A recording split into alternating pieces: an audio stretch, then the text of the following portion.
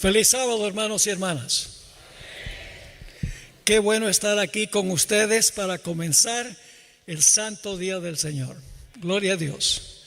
Queremos agradecerle al grupo Alabanza Pura. Anoche me regañaron porque me dijeron que no es alabanza, sino alabanza pura. Así que queremos estar seguros de que la alabanza es completamente pura. Estoy muy contento también de que el coro haya cantado. Gloria a Dios por eso. El coro de la iglesia de Mount Rainier le agrega un sabor especial al culto. Muchas gracias. Esta noche vamos a estudiar 3 profecías. Son largas, pero no se preocupen que mañana no es día de trabajo. Vamos a estudiar primordialmente la profecía de Apocalipsis 12, pero también vamos a estudiar algunos aspectos sobre Apocalipsis 13 y Daniel el capítulo 7. Así que vamos a tener una oración y entonces entramos de lleno al estudio de la palabra del Señor. Muchas gracias por venir. Yo sé que durante la semana es muy difícil. Yo también he estado en el carro batallando el tráfico y yo sé que salen del trabajo tarde, de la escuela.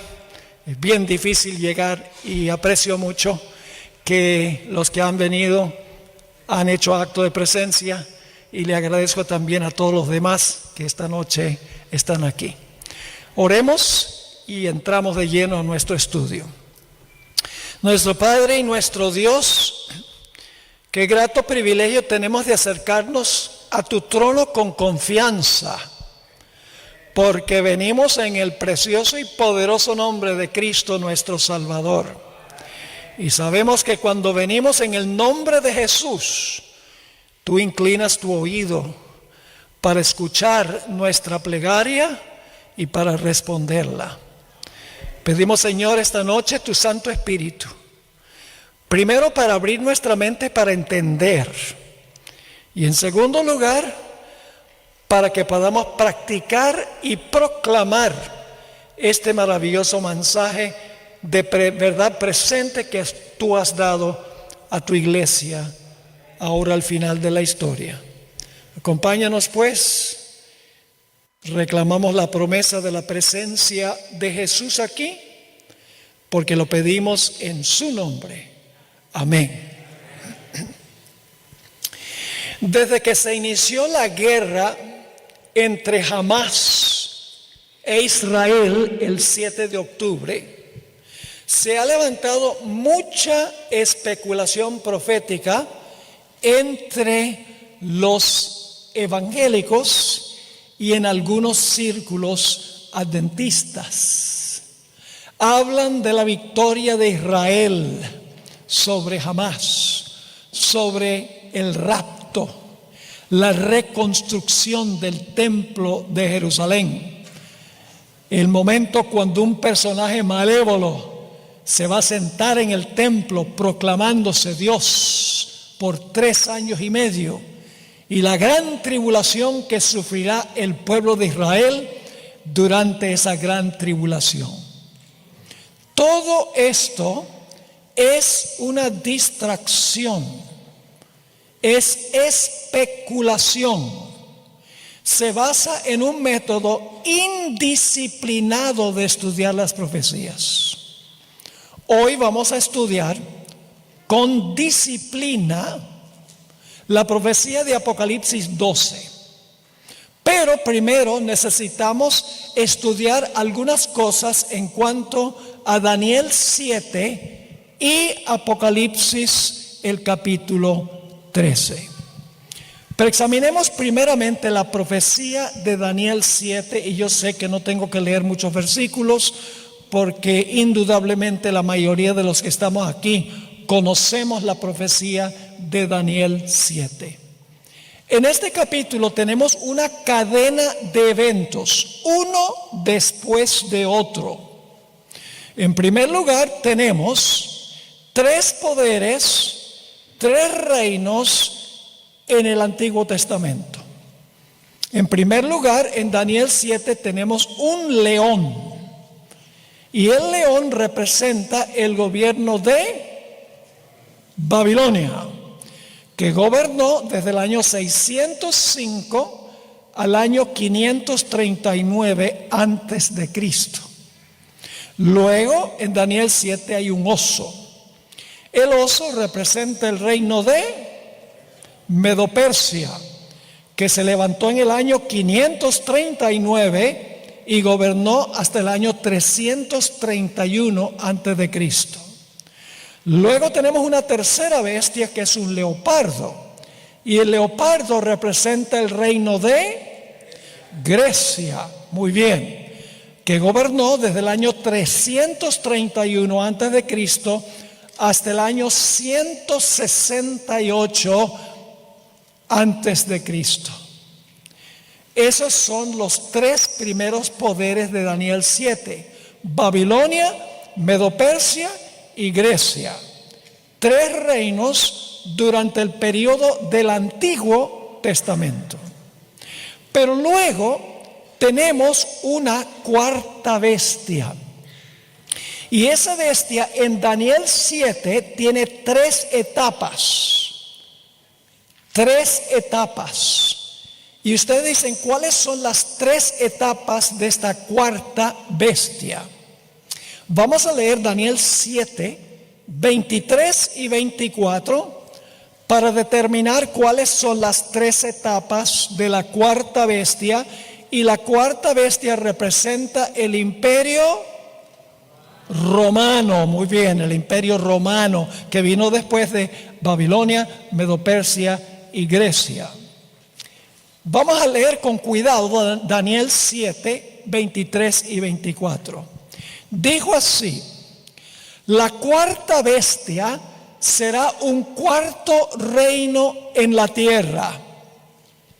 Así que la cuarta bestia, que es una bestia espantosa y terrible, en realidad es un dragón, aunque no es la palabra que usa Daniel 7, representa el imperio romano. Así que dice: la cuarta bestia será un cuarto reino en la tierra, el cual será diferente de todos los otros reinos, es decir, de los primeros tres, y a toda la tierra devorará, trillará y despedazará.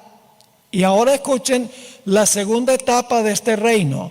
Dice: y los 10 cuernos significan que de aquel reino, ¿de cuál reino?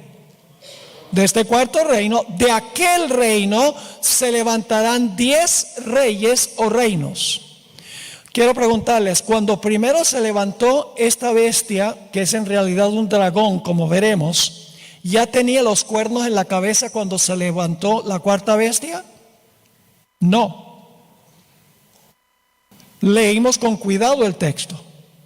Dice, los 10 cuernos significan que de aquel reino se levantarán 10 reinos. Es decir, los 10 reinos se levantan después que esta bestia gobierne por un tiempo.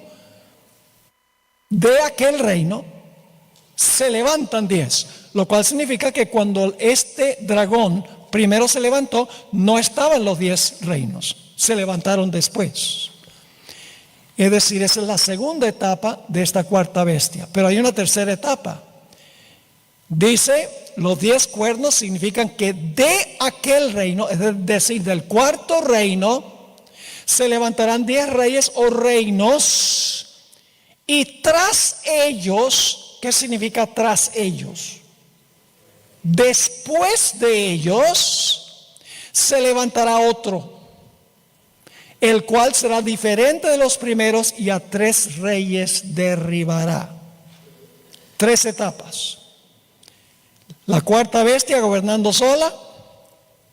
De ese reino salen 10. Y luego entre los 10 sale el cuerno pequeño. 3 etapas de la cuarta bestia. Así que hasta ahora hemos visto Babilonia, Medo-Persia, Grecia, el imperio romano dividido, Y luego el cuerno pequeño, que también es un poder romano, porque sale de la cabeza de la cuarta bestia que representa a Roma. Otra etapa de Roma. Es decir, en primer lugar tenemos el dragón sin cuernos, la bestia terrible sin cuernos. Eso es Roma desde el año 168 antes de Cristo hasta el año 476 después de Cristo. La segunda etapa, los 10 cuernos, se levantan cuando el imperio romano cae. Y eso ocurrió entre el año 476 y el año 538. Y luego, cuando los 10 reinos estaban completos en el año 538, se levantó el cuerno pequeño que gobernó por tiempos y la mitad de un tiempo, que equivale a 1260 años. ¿Estamos claros hasta ahora? Yo creo que estos son detalles que muchos ya conocíamos. Así que tenemos 6 etapas hasta ahora, que nos llevan desde el año 605 a.C. hasta 1798. Toda una cadena de eventos. Babilonia, Medo-Persia, Grecia, el Imperio Romano dividido, y luego otra Roma papal, que gobierna hasta el año 1798. Pero hay un par de detalles que no encontramos en Daniel 7, pero que están en Apocalipsis 13. Es decir, Daniel 7 no tiene toda la historia. Dios solamente lleva a Daniel hasta cierto punto, hasta el momento cuando el cuerno pequeño deja de gobernar. Pero Apocalipsis 13 amplía 2 etapas de este cuerno pequeño que no se mencionan en Daniel el capítulo 7. ¿De qué estamos hablando? Les voy a decir y luego lo vamos a mirar en Apocalipsis 13. Lo que falta en Daniel el capítulo 7 es que el cuerno pequeño iba a gobernar hasta 1798 y luego iba a recibir una herida mortal. Eso no está en Daniel 7. Que el cuerno pequeño iba a dejar de gobernar porque iba a recibir una herida de muerte. Es decir, por un tiempo, el cuerno pequeño, que se le llama la bestia en Apocalipsis 13, iba a estar convaleciendo con una herida mortal. Iba a estar fuera de comisión. No iba a poder perseguir más. Iba a perder su poder, en otras palabras. Y otro punto que no menciona Daniel 7 es que luego de la herida mortal, después de un tiempo de estar convaleciendo, la herida mortal se iba a sanar. Es decir, el cuerno pequeño o la bestia iba a recuperar su poder para portarse como había hecho en el pasado. ¿Está claro? Daniel 7 nos lleva hasta 1798.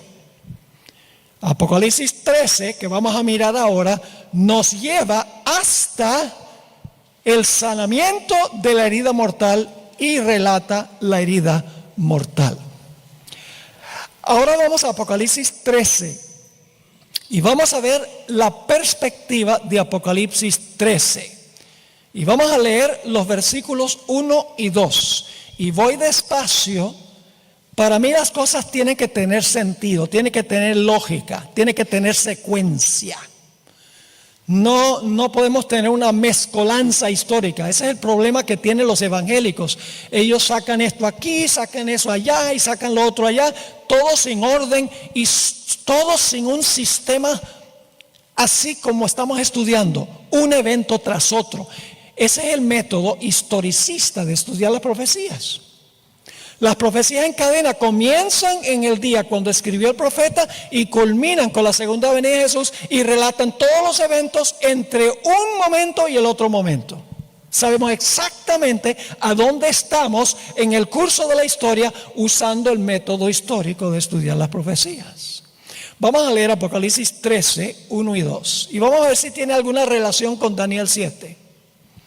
Me paré sobre la arena del mar y vi subir del mar una bestia que tenía 7 cabezas y 10 cuernos, y en sus cuernos 10 diademas, y sobre sus cabezas un nombre blasfemo. Versículo 2. Y la bestia que vi era semejante a un, ¿qué?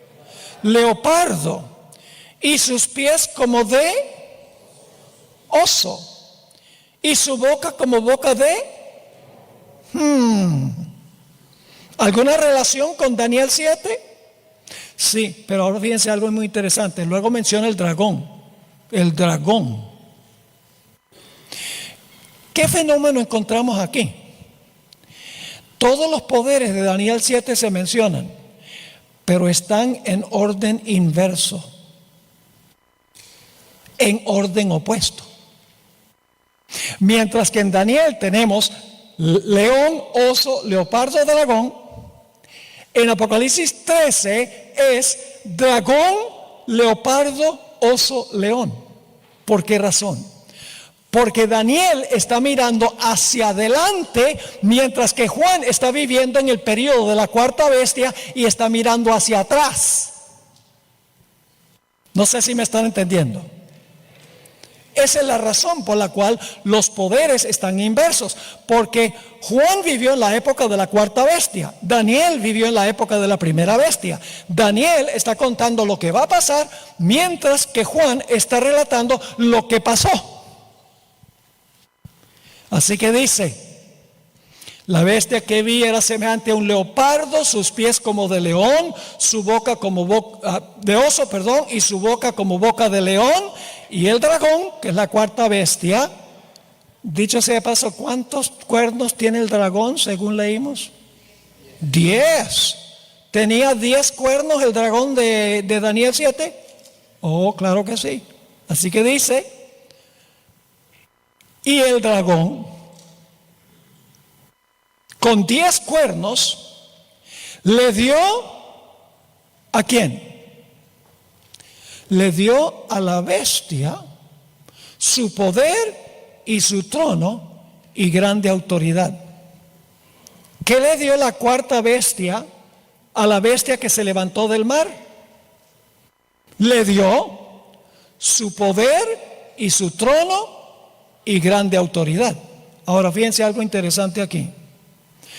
Todos los poderes anteriores ascendieron al poder conquistando al anterior. Medo-Persia conquistó a Babilonia. Grecia conquistó a Medo-Persia. Roma conquistó a Grecia. Tuvo que pelear y luchar. Pero aquí dice que el dragón, la cuarta bestia, le da, sin tener que pelear, le dio su poder y su trono y grande autoridad. El cuerno pequeño no tuvo que pelear con la cuarta bestia para cobrar su poder. La bestia le dio, como dice aquí, su poder, su trono y grande autoridad. Así que tenemos en Apocalipsis el capítulo 13, tenemos en primer lugar un león, luego un oso, luego un leopardo, luego un dragón, o una bestia espantosa y terrible, como dice en Daniel el capítulo 7. El dragón tiene 10 cuernos, y luego el dragón de 10 cuernos le da su trono y su autoridad a la bestia. En la secuencia yo pregunto entonces, ¿el cuerno pequeño es lo mismo que qué? Lo mismo que la bestia. La secuencia es la misma, ¿sí o no? León, en Daniel 7, león, oso, leopardo, dragón, 10 cuernos, cuerno pequeño. En Apocalipsis 13 es león, oso, leopardo, dragón, 10 cuernos, bestia. Es decir, el cuerno pequeño es lo mismo que ¿qué? Es lo mismo que la bestia. No sé si me entendieron o no. Es muy importante tener la secuencia. Un estudio disciplinado de las profecías. Estudiando la secuencia. No sacando cosas de contexto, inventando cosas que no están en el texto. Y luego, como vamos a ver en unos momentos, luego Apocalipsis 13 dice que la bestia recibió una herida mortal. Tiene que ser después que gobernó 1260 años. Porque si fue después de gobernar 1260 años, entonces no gobernó 1260 años. Recibe su herida mortal cuando termina su periodo de dominio en el año 1798. Y la bestia por un periodo de tiempo está fuera de comisión. Es decir, la bestia ya no puede hacer lo que hizo en el pasado. No puede hablar blasfemias contra el Altísimo, no puede perseguir a los santos del Altísimo, etcétera, porque ha perdido su poder por un periodo de tiempo, porque tiene una herida mortal.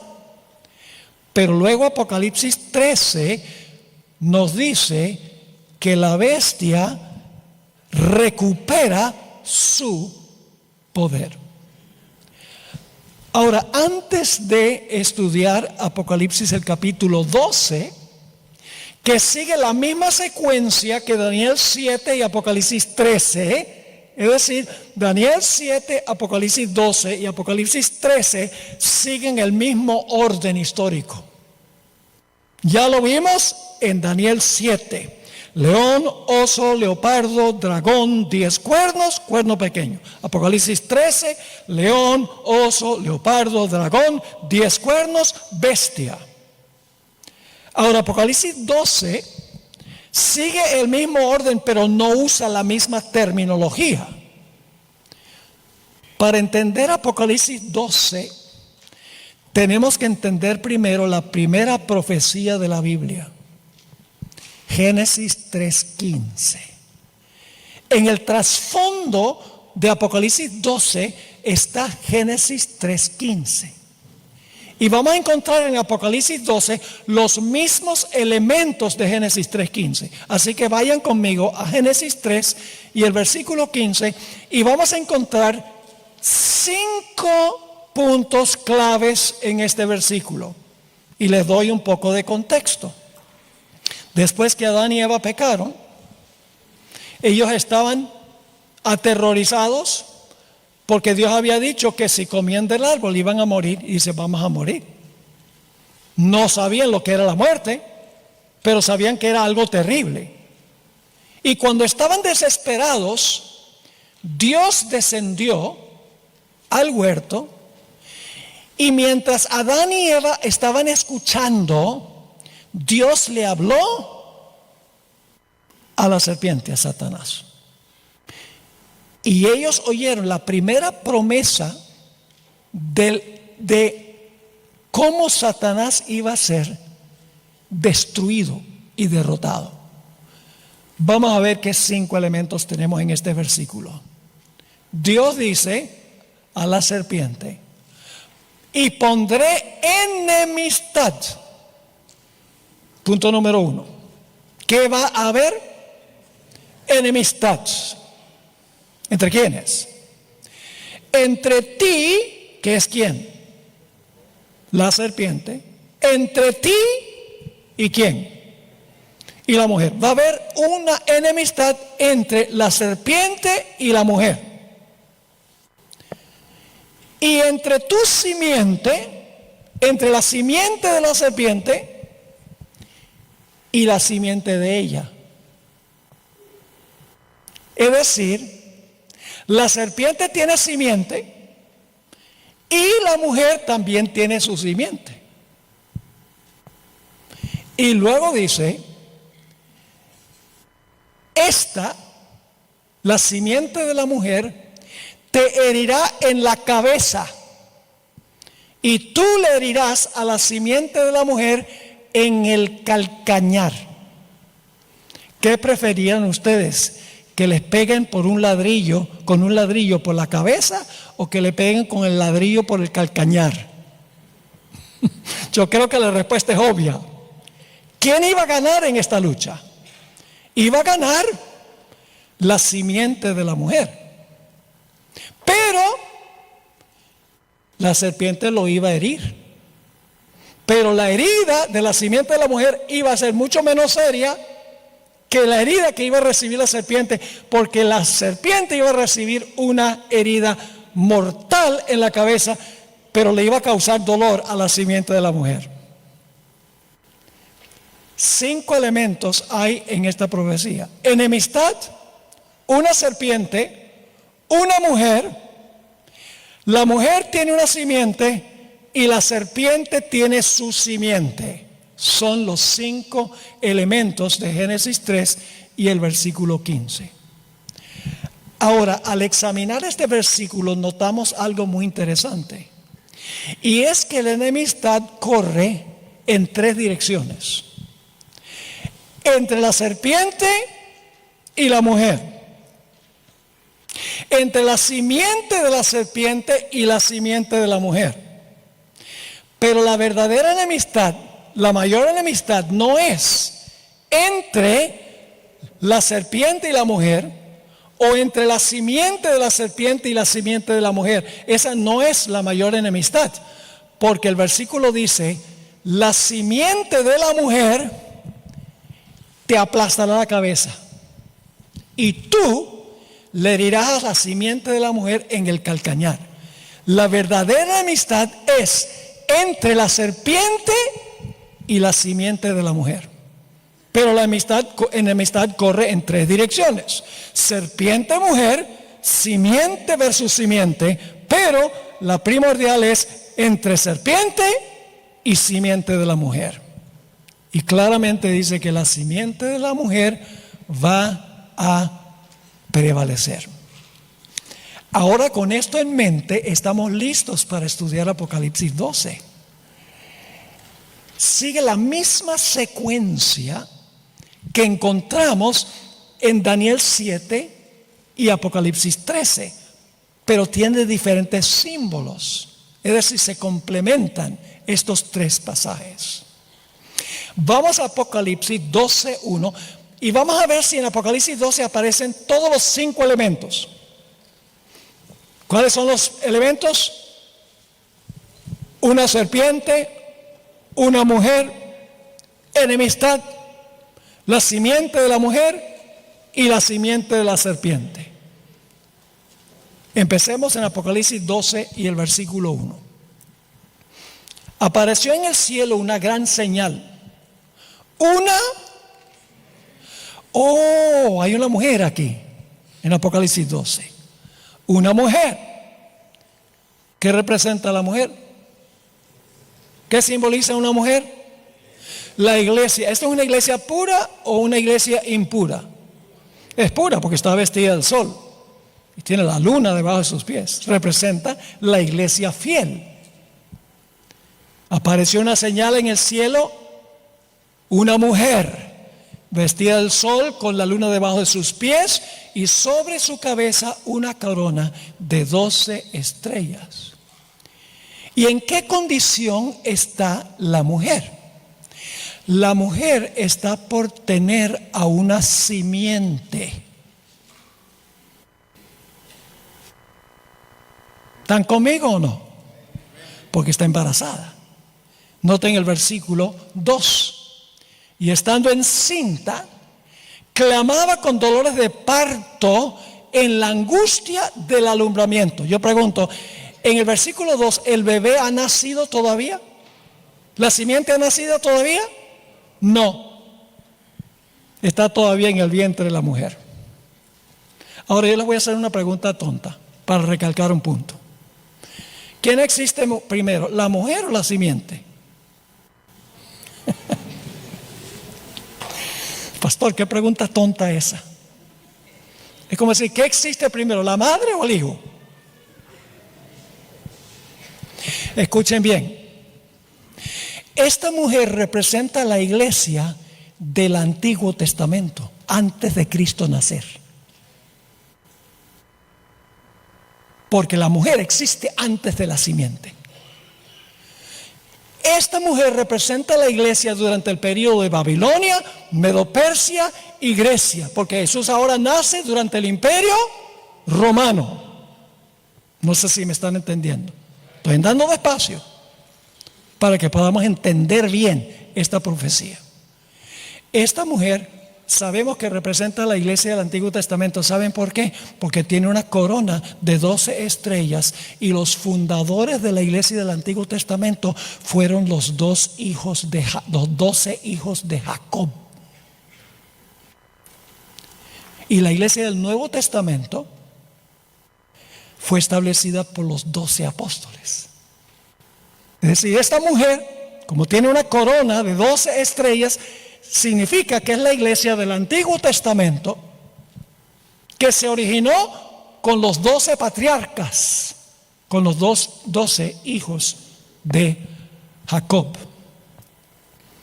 ¿Vamos bien o no? Ok, muy bien. El bebé no ha nacido en los versículos 1 y 2.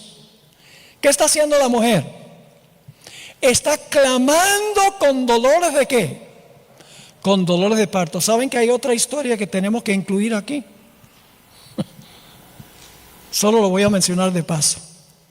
Tenemos que incluir la historia del éxodo de Israel de Egipto. ¿Qué estaba haciendo el pueblo cuando era esclavo en Egipto? Pueden leerlo en el capítulo 2. Dice que clamaban y lloraban a Dios para que viniera un libertador. ¿Y quién estaba esperando al libertador que iba a venir? Oh, Faraón. ¿Saben qué nombre se le da a Faraón en Ezequiel 29:3? Se le llama el gran dragón. Estaba esperando que naciera Moisés, el libertador, porque el pueblo estaba clamando por liberación. La iglesia de la época estaba clamando por liberación. Y el dragón dio un decreto de matar a todos los niños. ¿Tiene alguna conexión con la historia del Nuevo Testamento? Oh, claro que sí. Esto es tipología. Lo que ocurrió es una sombra de lo que va a ocurrir. Así que el pueblo está clamando. Satanás usan, dicho sea de paso, Faraón no es el gran dragón es Satanás, y la simiente del gran dragón o de la serpiente es Faraón, porque Satanás obra desde el mundo invisible. ¿Me están entendiendo o no? Ahora fíjense, la profecía de Apocalipsis 12 entonces comienza en el Antiguo Testamento, con la iglesia del Antiguo Testamento que existe antes que exista Cristo Jesús, antes que nazca Cristo Jesús. Es decir, hemos encontrado hasta ahora una mujer y una simiente de la mujer. Ahora vamos a Apocalipsis 12:3. ¿Quién está esperando a la simiente de la mujer? ¿Quién está enemistado con la simiente de la mujer? ¡Oh, el dragón! ¿Alguna conexión con Génesis 3:15? Claro que sí. ¿Saben que hay muchos cristianos que dicen, ustedes los adventistas son cristianos del Antiguo Testamento, nosotros somos del Nuevo? Usted no puede entender el Nuevo sin el Antiguo, ni puede entender el Antiguo sin el Nuevo. Nosotros somos cristianos de la Biblia, no de un testamento o de otro testamento. Uno de los grandes problemas que tienen los evangélicos en su interpretación de las profecías es que ellos rechazan el panorama del Antiguo Testamento. Apocalipsis 12:3 dice, también apareció otra señal en el cielo, he aquí un gran dragón. ¿Saben qué nombre se le da al gran dragón? La serpiente antigua. En el versículo 9 se le llama, el dragón y serpiente son intercambiables. Eso también conecta con Génesis 3:15. El dragón es la serpiente antigua. Así que dice, he aquí un gran dragón, escarlata, que tenía 7 cabezas. ¿Y cuántos cuernos? ¡Oh! ¿Encontramos eso en Daniel 7? ¿Un dragón con 10 cuernos? Sí. ¿Y los 10 cuernos se levantan después? Lo tenemos en Apocalipsis 13, un gran dragón también con 10 cuernos. Y aquí tenemos el mismo dragón con 10 cuernos, es Roma. Igual que en Daniel 7 y Apocalipsis 13, estamos hablando de Roma, aquí en Apocalipsis 12. Así que dice, un gran dragón, escarlata, que tenía 7 cabezas y 10 cuernos y en sus cabezas 7 diademas. Ojalá tuviéramos tiempo de interpretar todos los símbolos, pero lo que me interesa a mí es que ahora nos demos cuenta de la secuencia, no de todos los símbolos, porque cada símbolo es importante y explica algún aspecto histórico. Pero yo les pregunto, ¿ese dragón tenía una simiente que quería matar a la simiente de la mujer? ¿Quién era la simiente de Satanás? Herodes. ¿Usó Satanás a Herodes para tratar de matar al bebé? Entonces, ¿era Herodes la simiente de la serpiente? Sí. Dice en Mateo el capítulo 2 y el versículo 16, hablando de Herodes, dice Herodes entonces, cuando se vio burlado por los magos, se enojó mucho y mandó a matar a todos los niños menores de 2 años que había en Belén y en todos sus alrededores, conforme al tiempo que había inquirido de los magos. ¿Hay enemistad aquí entre la serpiente y la simiente? Fíjense que la serpiente aquí, el dragón, no quiere matar a la mujer. ¿A quién quiere matar? A la simiente de la mujer. Eso es lo que dice Génesis 3:15. La mayor enemistad en Génesis 3:15 es la serpiente contra la simiente de la mujer. Sí, y aquí también encontramos lo mismo. Porque dice que el dragón o la serpiente antigua quiere matar al bebé, no a la mujer. Más adelante va a querer acabar con la mujer. A eso vamos en unos momentos.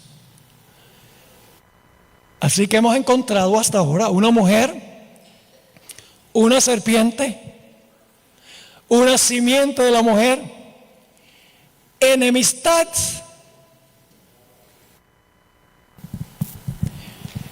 Y ahora quiero que noten Apocalipsis 12 y el versículo 4. Hablando del dragón dice, y su cola arrastraba la tercera parte de las estrellas del cielo. Este dragón es el mismo diablo que fue echado del cielo. Su cola arrastraba la tercera parte de las estrellas del cielo y las arrojó sobre la tierra. Y el dragón se paró frente a la mujer que estaba para dar a luz, a fin de devorar a su hijo tan pronto como naciese. ¿Contra quién es especialmente la enemistad de la serpiente o el dragón? Contra la simiente de la mujer primero. Tenemos entonces los 5 elementos de Génesis 3:15. ¿Hay enemistad? Sí. ¿Hay una serpiente? Sí. ¿Hay una mujer? Sí. ¿Hay una simiente de la mujer? Sí. ¿Hay una simiente de la serpiente? También sí. ¿Quién ganó? ¿Pudo el dragón herir a la simiente de la mujer? ¿Pudo herirlo? Claro que sí. Lo hirió al final de su vida cuando fue crucificado. Pero Jesús resucitó. Es decir, la simiente de la mujer ganó. ¿Y cómo sabemos eso? Vamos a leer el versículo 5. Ella dio a luz un hijo varón. Dicho sea de paso, no conozco ningún hijo que no sea varón. Se recalca que es masculino la simiente. Dice, ella dio a luz un hijo varón que regirá con vara de hierro a todas las naciones, y su hijo fue arrebatado para Dios y para su trono. ¿Quién ganó? La simiente de la mujer, porque fue arrebatado a Dios y a su trono, sobrevivió, ganó. Así que tenemos el periodo del Antiguo Testamento en Apocalipsis 12. No dice león, oso, leopardo, pero la mujer es la iglesia del Antiguo Testamento porque la simiente no ha nacido todavía. Y luego tenemos la cuarta bestia. Apocalipsis 12 comienza con la cuarta bestia. Y solamente menciona de paso que el Antiguo Testamento representa a la mujer. Y entonces Jesús nace durante el periodo del Imperio Romano. ¿Cuál sería la siguiente etapa? ¿Le parece los 10 cuernos? Este dragón, ¿cuántos cuernos tiene? Tiene 10. Ahora, quiero explicarles algo. Esto es muy importante. La gente dice, sí, pero cuando se muestra el dragón en Apocalipsis el capítulo 12, dice que ya tiene los 10 cuernos. No dice que los cuernos se levantaron después que la cuarta bestia gobernó por un tiempo. Y es cierto. Pero tenemos que comparar Apocalipsis 12 y 13 con Daniel 7. Daniel 7 sí da la secuencia. Daniel 7 dice que primero es la cuarta bestia, luego se levantan los 10 y luego entonces se levanta el cuerno pequeño. Así que tenemos que interpretar Apocalipsis 12 y 13 a la luz de la secuencia que da el libro de Daniel. Tenemos que comparar un texto con otro texto. Es como, por ejemplo, les doy otro ejemplo de esto, donde se presenta el dragón con los 10 cuernos como si se hubieran levantado al mismo tiempo. Les doy un ejemplo de cómo sucede esto en otra parte. En Daniel capítulo 7 dice que el leopardo tiene 10 cabezas, tiene 4 cabezas. El leopardo tiene 4 cabezas. Cuando se levanta. En ninguna parte allí dice que primero gobierna el leopardo y después entonces le salen las 4 cabezas.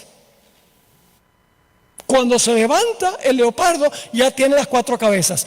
Pero si ustedes comparan Daniel capítulo 8, dice que hay una secuencia. Y en Daniel 8 ya no es un leopardo que representa esa nación, sino un macho cabrío. Se levanta un macho cabrío y tiene un cuerno, que es el primer rey Alejandro Magno.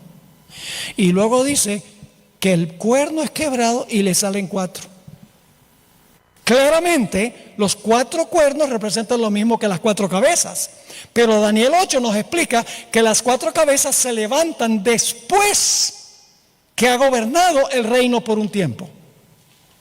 ¿Me están entendiendo o no? Así que tenemos el dragón y luego tenemos los 10 cuernos del dragón.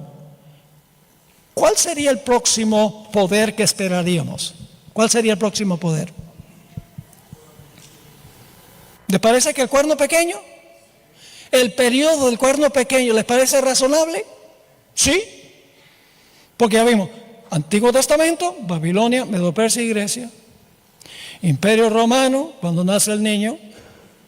Luego le salen 10 cuando comparamos Daniel capítulo 7, 23 y 24. El siguiente poder tiene que ser el cuerno pequeño o la bestia. Vamos al versículo 6 de Apocalipsis, el capítulo 12.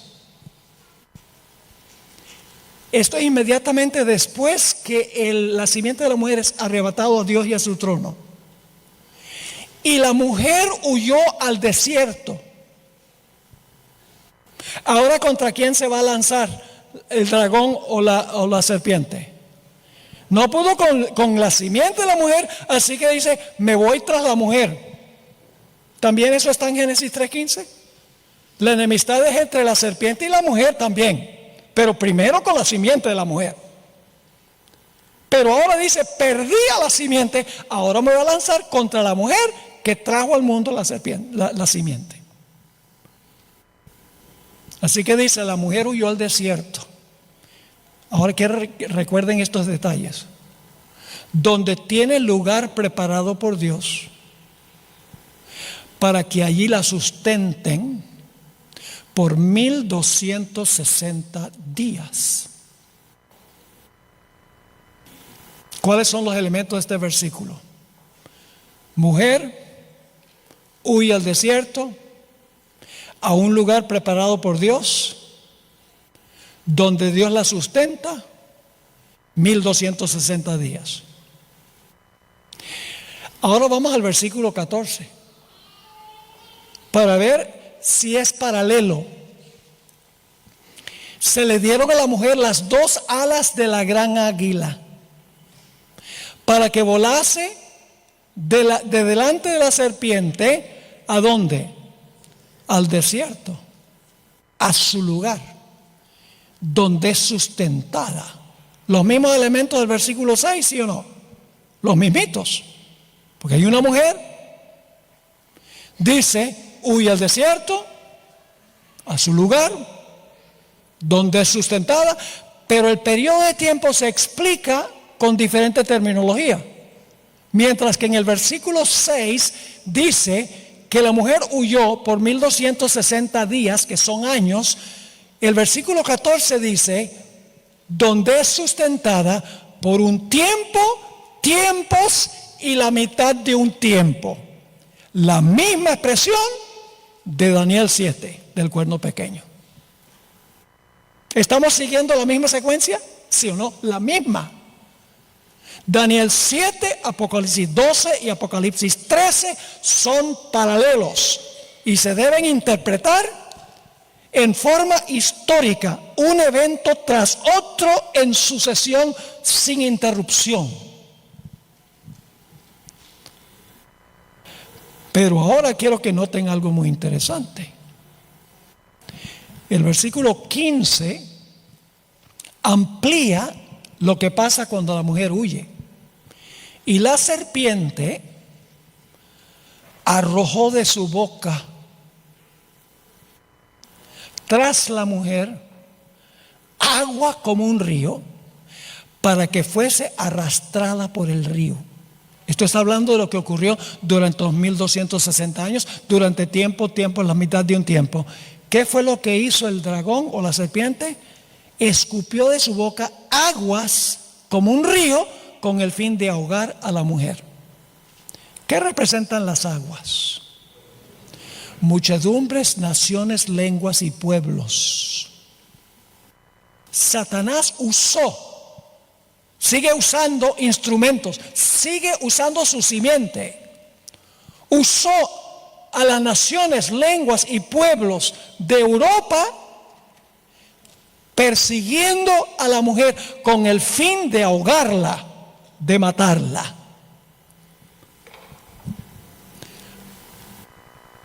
Ahora, cuando la mujer está huyendo y el dragón está escupiendo sus muchedumbres y gentes tratando de ahogar a la mujer, que es la persecución durante los 1260 años, algo viene al rescate de la mujer. Y este es un punto que no menciona tampoco Daniel 7. Dice en el versículo 16, pero la tierra ayudó a la mujer. ¿Qué pasa cuando la mujer está siendo perseguida? Cuando Satanás está usando multitudes, lenguas y naciones para ahogar y matar a la mujer. ¿Quién viene al rescate para ayudar a la mujer? La tierra. La tierra ayudó a la mujer. ¿Y cómo lo hizo? Pues la tierra abrió su boca, todo esto es simbólico, y tragó el río que el dragón había echado de su boca. Es decir, la persecución cesa. ¿Qué representa aquí la tierra? Es la pregunta clave. ¿Qué representa la tierra? La tierra representa el territorio de los Estados Unidos. No los Estados Unidos. El territorio geográfico de los Estados Unidos. Yo pregunto, ¿a dónde huyó la mujer cuando estaba siendo perseguida en Europa? Huyó a una tierra deshabitada, lo que es ahora los Estados Unidos, la nación de los Estados Unidos. Es decir, en este momento, la tierra, cuando la tierra ayuda a la mujer, todavía no existe la nación, solo el territorio. Pronto viene Thanksgiving. ¿Saben qué conmemora Thanksgiving? El Día de Acción de Gracias. El escape de los peregrinos de Europa para venir acá, para escapar a la persecución.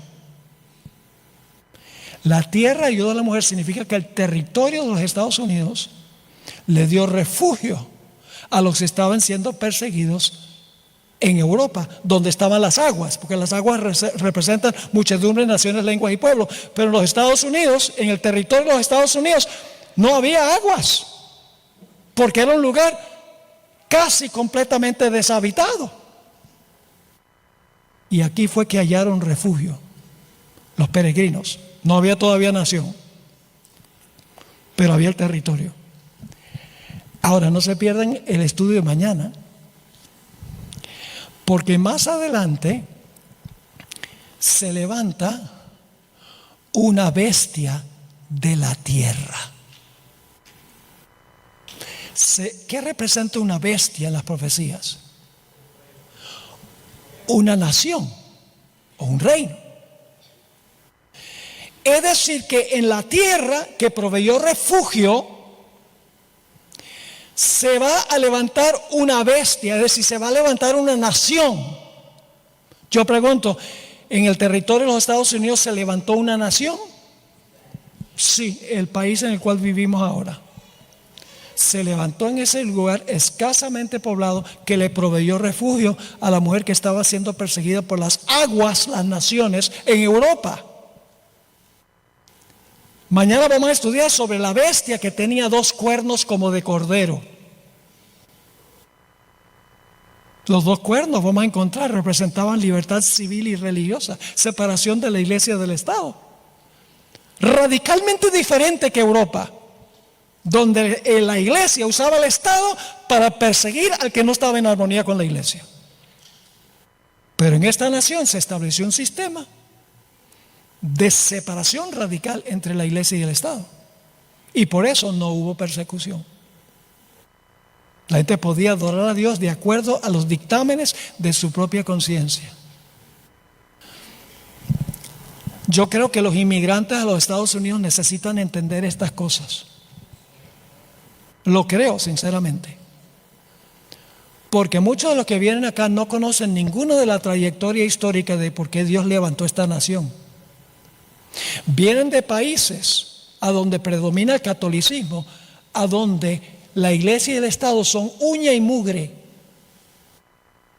Perdone la expresión. Es difícil saber quién es la uña y quién es el mugre, porque cuando se juntan viene persecución. Y mañana vamos a hablar de la primera enmienda de la Constitución, los 2 cuernos como de cordero.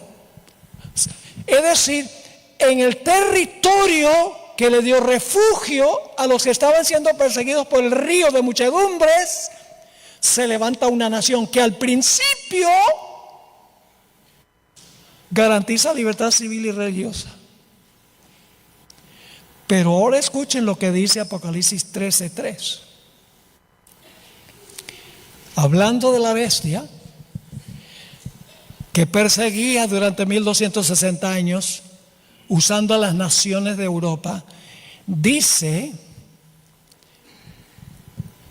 que recibió una ¿qué? Versículo 3 del capítulo 13 dice: vi una de sus cabezas como herida de muerte. Y como recibe la herida mortal, y mañana vamos a hablar de la herida mortal, hay un tema completo sobre la herida mortal. La gente entiende mal lo que es la herida mortal que recibió el papado en 1798, cuando el papa fue llevado cautivo. Dicen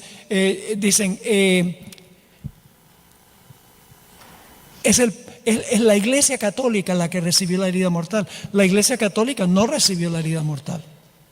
El papado recibió la herida mortal. No son igual. Yo pregunto, en 1798, cuando el Papa fue llevado cautivo, ¿los padres dejaron de llevar a sus bebés para bautizarlos en la iglesia? No. ¿Todavía la gente iba a confesarse? Sí. ¿La gente todavía iba a la comunión? Sí. La iglesia católica no desapareció. Lo que sucedió fue que Francia le quitó el poder civil. Ya no podía usar el poder civil, no podía usar el poder del Estado.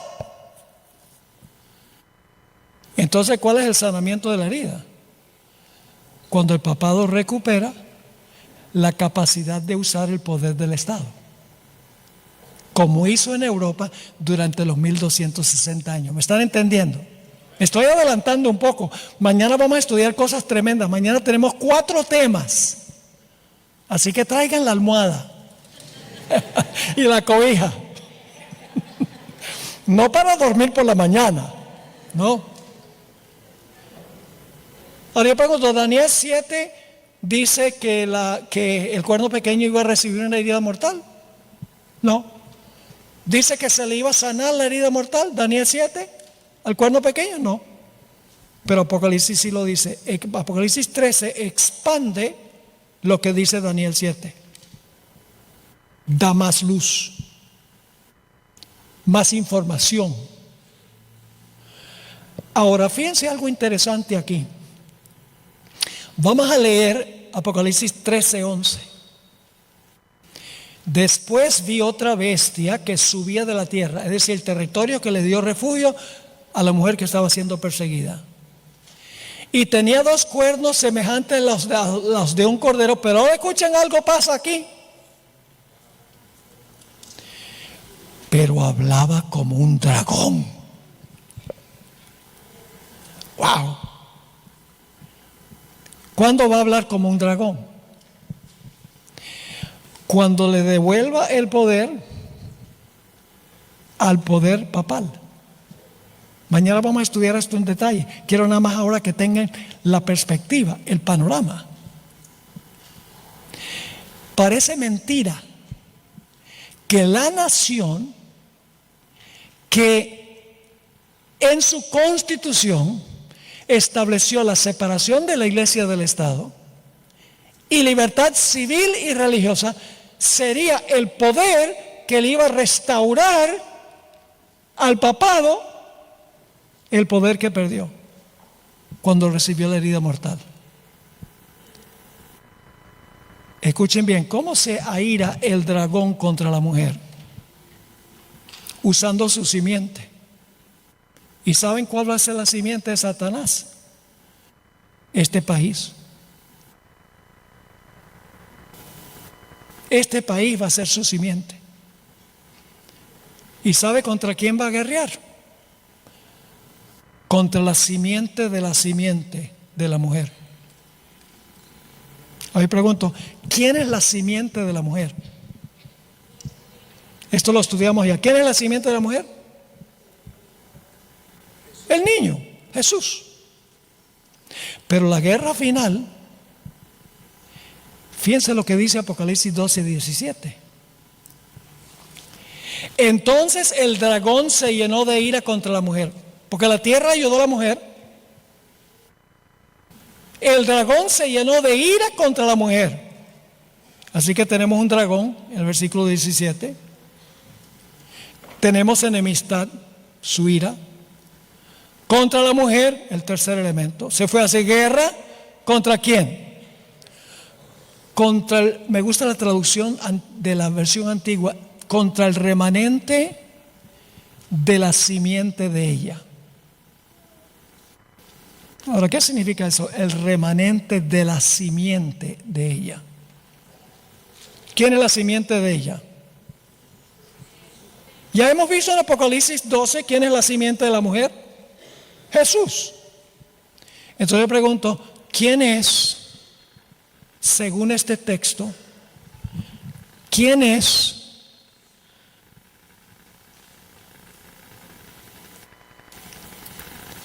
leerlo. ¿Quién es el remanente de la simiente de ella?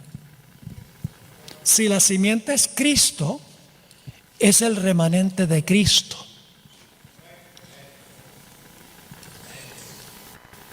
La simiente de la simiente, ¿ve?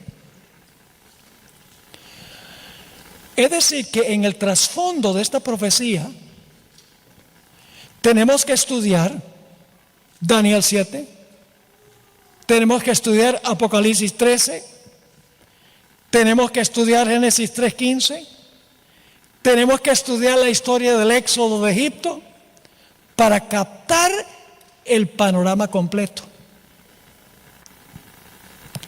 Ahora, nuestro último punto de esta noche. Vamos a resumir lo que dice Apocalipsis 12.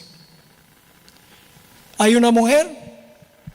Sí. ¿Qué periodo representa la mujer? Antes que el bebé nazca, la iglesia del Antiguo Testamento. ¿Hay un dragón? Sí, la primera etapa del Imperio Romano. ¿Tiene 10 cuernos el dragón? ¿Se dividió el imperio en 10 reinos? Sí. ¿Tiene el dominio del cuerno pequeño por 1260 años? La misma secuencia. ¿Recibe este poder una herida mortal? ¿Queda fuera de comisión porque la tierra ayuda a la mujer? ¿Y se levanta una nación que garantiza libertad civil y religiosa? Sí. Pero ¿se va a levantar otra vez la persecución contra la simiente de la simiente? Sí. Ahora, ¿quién es este pueblo? Hay 4 características de este pueblo. Número 1, se levanta cuando terminan los 1260 años. Porque dice que después de que la tierra ayuda a la mujer, dice, entonces el dragón se airó contra la mujer, contra el remanente de la simiente. En segundo lugar, se levanta en el territorio de los Estados Unidos. Ahí tiene su origen. ¿Cómo sabemos eso? Por la sencilla razón de que el versículo anterior dice que la tierra ayudó a la mujer. Y luego dice que el diablo se enoja. En tercer lugar dice que guardan los mandamientos de Dios. ¿Cuántos? Todos. Y tienen el testimonio de Jesucristo, que es el espíritu de profecía. Para conseguir la iglesia verdadera tienen que tener esas 4 características. Tiene que haber tenido su origen en los Estados Unidos. Tiene que ser una iglesia que fue perseguida. Tiene que ser una iglesia que guarda los mandamientos de Dios. Tiene que ser una iglesia que tiene en su medio el don de profecía. Quiero terminar leyendo una cita que encontramos en el Conflicto de los Siglos, página 567. Está hablando del papado, del proceso de sanación de la herida. Dice ella, está aumentando solapadamente sus fuerzas. En inglés la palabra forces significa sus aliados. Está aumentando solapadamente sus fuerzas sin despertar sospechas. ¿Cuántos cristianos hoy en día le tienen temor al papado? Nadie. Los enemigos son los musulmanes. De eso hablan los cristianos. ¿Cuántos cristianos dicen el peligro más grande para los Estados Unidos es el papado? Le han perdido el miedo. Porque creen, bueno, el papado ya no tiene ninguna relevancia. Está aumentando solapadamente sus fuerzas, sin despertar sospechas, con el fin de adelantar sus propios propósitos hasta que llegue el momento de morder. La palabra en inglés es strike, que es lo que hace una serpiente. Está usando terminología de la serpiente. sigue diciendo, lo único que desea el papado es ganarse un terreno ventajoso. Y este ya se le está concediendo. Pronto veremos y sentiremos cuál es el propósito del elemento romano. El elemento romano es el uso del poder civil, de la espada del poder civil, para perseguir a los que no están de acuerdo con la iglesia. Así que dice, pronto veremos y sentiremos cuál es el propósito del elemento romano.